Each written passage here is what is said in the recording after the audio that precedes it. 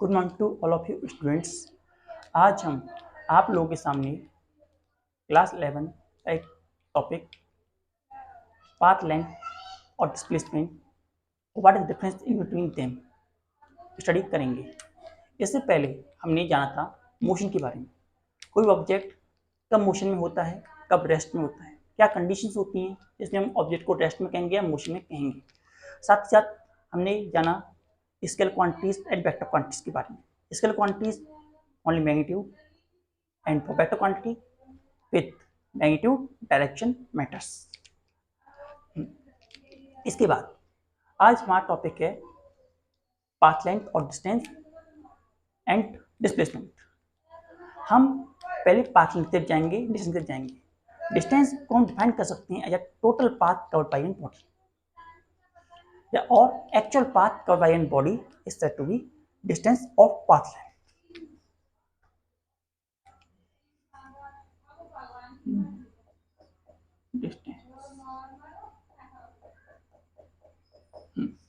Distance को हम कह सकते हैं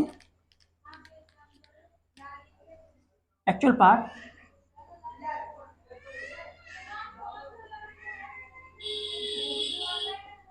covered by a body in between initial and final position। दो पोजीशन के बीच में जो ऑब्जेक्ट पाथ ट्रेवल करता है उसे हम डिस्टेंस कहते हैं। Distance is the actual path covered bye a body. Distance को हम डिफाइन करें तो डिस्टेंस एक स्केलर क्वांटिटी होता है। Distance is going to be a scalar quantity. It is a scalar quantity. ये केवल एक स्केलर क्वांटिटी होता है। इसे मैग्नीट्यूड की रिक्वायरमेंट होती है और किसी की रिक्वायरमेंट नहीं होती है। ऐसा यूनिट जो डिस्टेंस की होती है हमारा, ऐसा यूनिट और distance SI unit of distance is metre. SI distance की मीटर होती है। Distance travelled by an body can never be negative. Distance जो बॉडी के द्वारा ट्रेवल किया गया है वो कभी नेगेटिव नहीं हो सकता। अगर बॉडी चली ही नहीं है, जीरो हो सकता है, लेकिन अगर मूवमेंट किया है बॉडी ने तो बॉडी का डिस्टेंस मूवमेंट करने के बाद जीरो नहीं होगा। तो डिस्टेंस कभी नेगेटिव नहीं हो सकता और मूवमेंट बॉडी का डिस्टेंस कभी जीरो के बराबर नहीं होगा। डिस्टेंस ऑलवेज भी पॉजिटिव। डिस्टेंस को हम ऑलवेज पॉजिटिव रिगार्ड करते हैं। और मोस्ट ऑफ द केस जब मोशन की बात कर रहे हैं तो डिस्टेंस को हम पॉजिटिव सेंस नहीं लेंगे। We are not going to take it negative और जीरो। हाँ, तो इस बात को समझना चाहिए, distance of an body always be positive. और हम समझते हैं डिस्टेंस को यहां से, अगर एक बॉडी है ए बी, यहां से वो बॉडी यहां से इस तरीके चला 3 सेंटीमीटर चला और यहां से इधर आया तकरीबन 4 सेंटीमीटर। यहां से 3 सेंटीमीटर, यहां से 4 सेंटीमीटर उसने मूवमेंट दिखाया है। तो total path cover, total path या डिस्टेंस कवर कितना होगा? पहले वो ए ओ चला, फिर ए ओ से ओ बी चला, तो ए हमारा 3 सेंटीमीटर, वो भी हमारा 4 सेंटीमीटर। तो total distance covered by the body is become equal to 7 centimetre. 7 centimetre हमारा टोटल पार्ट जो कि बॉडी ने कवर किया है। डिस्टेंस जो होता है कई तरीके से हो सकता है और हर कंडीशन में हमें अलग अलग वैल्यू मिल सकती है। There are many way to reach in between 2 points. Mean two से जरूरी है कि हम यहाँ से वहीं जाएं। हो सकता है कि हमें जाने का मन करे तो हम ऐसे करके चले जाएं। हम चाहते हैं ऐसे नहीं आना चाहते, हम ऐसे करके आना चाहते हैं, हम ऐसे भी जा सकते हैं, हम जाना चाहें हम ऐसे भी जा सकते हैं, और अगर हम चाहें तो ऐसे भी जा सकते हैं। There are many ways to reach in between two points. तो डिस्टेंस जो होता है कई सारे पाथ को फॉलो कर सकता है, कई सारे पाथ हो सकते हैं, कोई जनरल पाथ नहीं होता in case of distance. Distance कि ये वैल्यू की प्रॉपर्टी जो मैंने आपको बताई, इस प्रॉपर्टी से क्या हेल्प मिलती है हमें, इस प्रॉपर्टी से हमें पता चलता है कि बॉडी ने कौन सा रास्ता लिया है। Distance help to find the type of path taken by an body. Distance help to find the path follow by an body. हम इसे भी लिख देते हैं, distance help to determine the type of path followed by a body। और जो मैंने आपको बोला था डिस्टेंस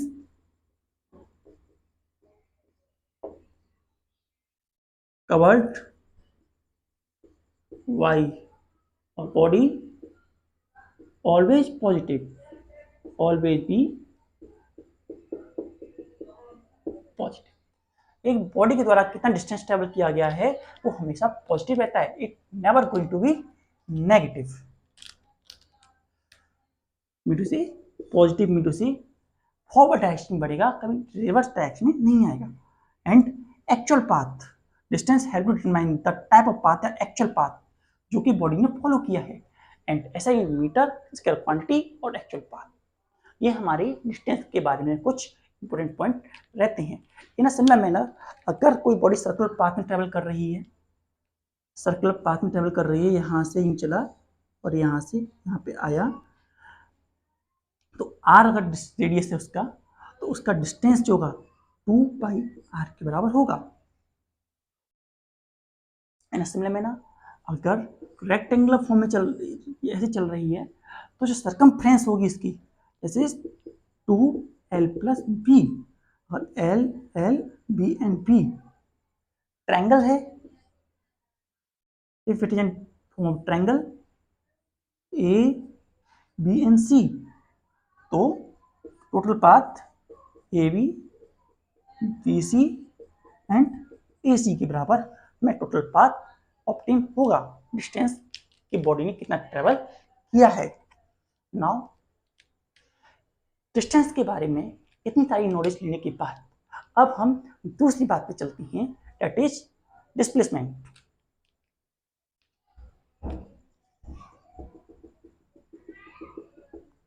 डिस्प्लेसमेंट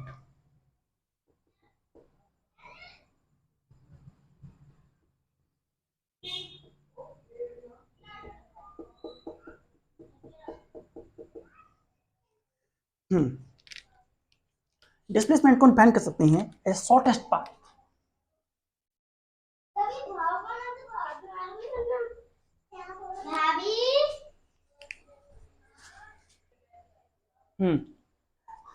तो डिस्प्लेसमेंट को डिफाइन किया जा सकता है as the shortest path, in between initial position and final position।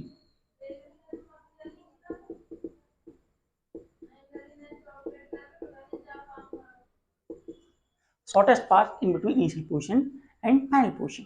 Mean two से हमारे पास कई सारे रास्ते हो सकते हैं चलने के लिए, एक पॉइंट से दूसरे पॉइंट पर आने के लिए, लेकिन सबसे छोटा रास्ता that is straight line in between A and B, जो सबसे स्ट्रेट लाइन होती है उसे हम शॉर्टेस्ट पाथ कहते हैं, for which we regard it as displacement. A and B is the shortest part in between initial position and final position। So हमारे पास displacement के लिए कई सारे रास्ते हो सकते हैं, लेकिन डिस्टेंस के कई रास्ते हो सकते हैं, लेकिन डिस्प्लेसमेंट के लिए केवल एक डिस्प्लेसमेंट ये रहेगा। It is the only displacement जो स्ट्रेट लाइन है ए से बी की तरफ, ओके। यही सबसे शॉर्टेस्ट लाइन है इनिशियल पोजीशन और फाइनल पोजीशन के बीच में। And SI unit of distance जो डिस्प्लेसमेंट जो होती है वो एक वेक्टर क्वांटिटी होता है। Displacement is a vector quantity. Displacement is the vector quantity. Displacement जो होता है एक वेक्टर क्वांटिटी होता है, मीन टू से it require magnitude plus direction also. And SI unit जो डिस्टेंस की होती है वो मीटर होती है। SI unit of distance is metre. SI unit distance की मीटर होती है। नाउ हमने सबको बताया डिस्टेंस पता करना है हमें। अगर हम कहते हैं ये बॉडी थी, यहां से ए बी सी, बॉडी यहां चली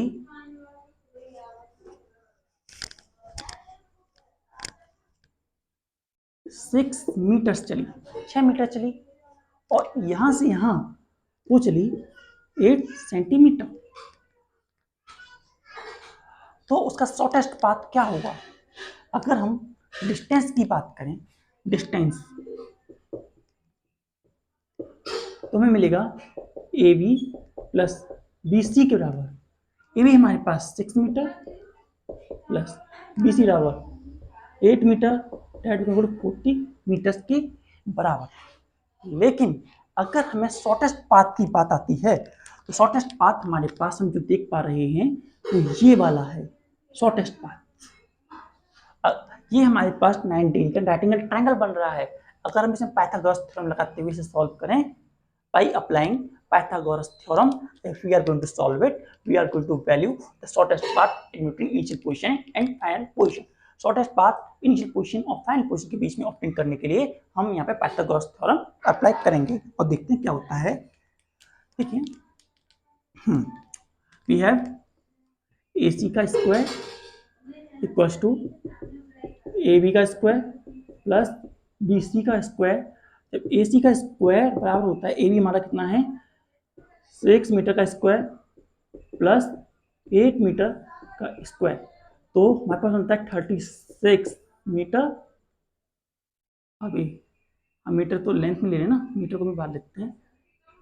36 प्लस 64, 36 64 हमारे पास बनता है 100 AC का स्क्वायर। हाँ लेकिन मीटर मीटर ले लीजिए, कोई टेंशन नहीं है। ये भी मीटर मीटर, ये मीटर स्क्वायर हो गया, ये AC स्क्वायर हो गया। जब AC हमने अंडर रूट लगाया तो 100 मीटर स्क्वायर, तो इसकी वैल्यू में क्या मिलती है 10 मीटर का square under root, that is AC equals to 10 metres. AC की वैल्यू हमारे पास 10 मीटर के बराबर आती है ना। सिमिलर मैंने तो इस तरीके से हमारे पास डिस्टेंस जो है 14 सेंटीमीटर आ रहा है और डिस्प्लेसमेंट 10 सेंटीमीटर आ रहा है। अगर इसका मतलब ये नहीं है डिस्टेंस डिस्प्लेसमेंट अलग अलग है। अगर हो सकता है कि बॉडी जो इस पाथ को चली है वो अगर इसी पाथ पे चलती तो, मतलब एक तरीका ये भी हो सकता है कि बॉडी ऐसे भी चली हो, लेकिन हमारी बॉडी ऐसे चली है तो ये हमारी बॉडी का एक्चुअल पाथ है और ये शॉर्टेस्ट पाथ है। हमारी बॉडी के लिए डिस्टेंस AC से लेकर 10 सेंटीमीटर भी हो सकता है वो चलती तो वो शॉर्टेस्ट पाथ रहता, लेकिन हमारी बॉडी ने ऐसे चला। डिस्प्लेसमेंट एक रहता है, डिस्प्लेसमेंट क्योंकि shortest path in between initial position and final position can be only one. Shortest path और कभी चेंज नहीं होता, शॉर्टेस्ट पाथ AC ही रहेगा, लेकिन AC से जाने के कई सारे और भी रास्ते होते हैं जिनसे बॉडी अप्रोच कर सकती है, but that do not impact the displacement. Displacement is going to a vector quantity. It depends on direction. अगर कोई body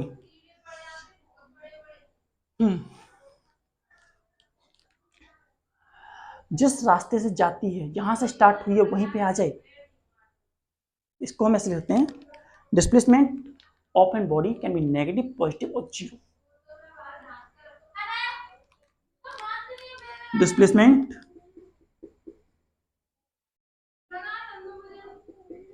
can be positive, negative और जीरो. डिस्प्लेसमेंट पॉजिटिव हो सकता है, नेगेटिव भी हो सकता है. सबसे पहले पॉजिटिव का तो हमें आइडिया है कि अगर यहां से बॉडी यहां जा रही है तो पॉजिटिव गार्ड किया जाएगा. लेकिन नेगेटिव कैसे होगा कि अगर हमारी बॉडी एक बॉडी है ऐसे जा रही है AC, अब AC के रेस्पेक्ट में ये कैसे हम ले सकते हैं, अनदर वेक्टर जो कि AC के उल्टा जा रहा है. AC और दोनों इक्वल हैं तो ये AC नेगेटिव हो गया. तो हमारा वेक्टर नेगेटिव भी है.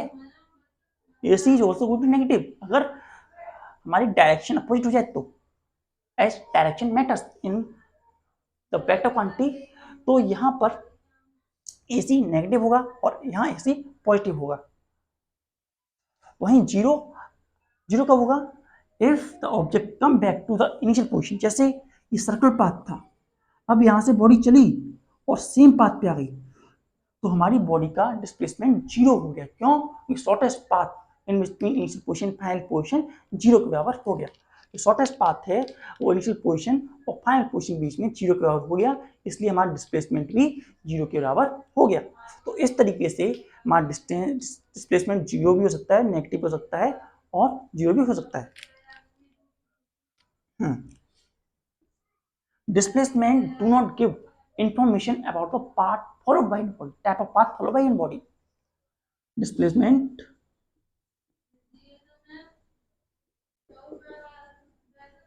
do not provide the information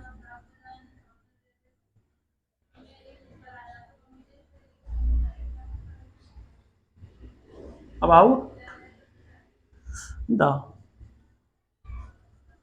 type of path followed.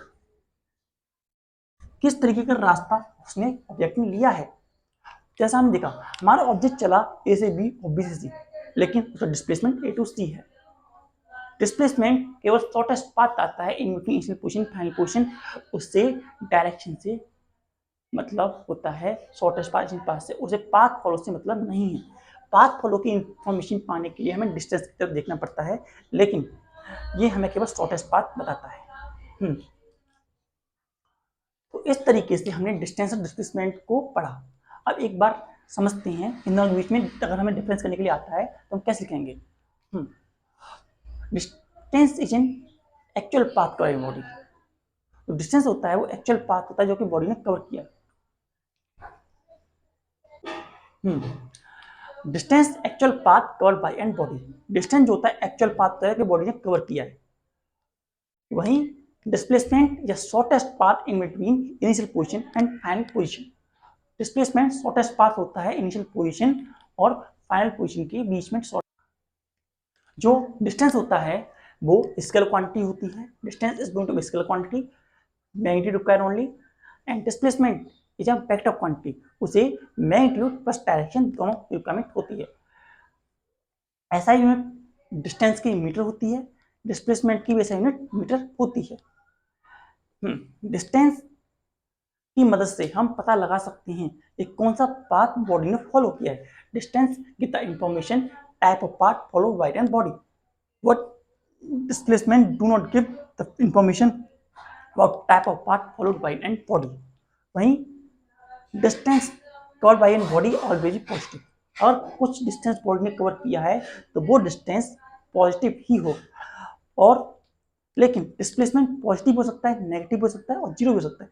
और सेम डायरेक्शन में जा रहा है तो पॉजिटिव, अगर वेक्टर अपोजिट डायरेक्शन में जा रहा है किसी वेक्टर को जिसे कंपैरिजन में ले रहे हैं उसके रेस्पेक्ट में, तो वो नेगेटिव हो सकता है। और अगर ऑब्जेक्ट रिटर्न बैक होकर के उसी पोजीशन पे आ जाए, return back to same position, then that object is has zero displacement from its initial position. Initial position and final position are going to be same, therefore displacement is also going to be zero in this case. तो ये थोड़ा सा tense और displacement के बीच में difference था। Now next thing we have velocity.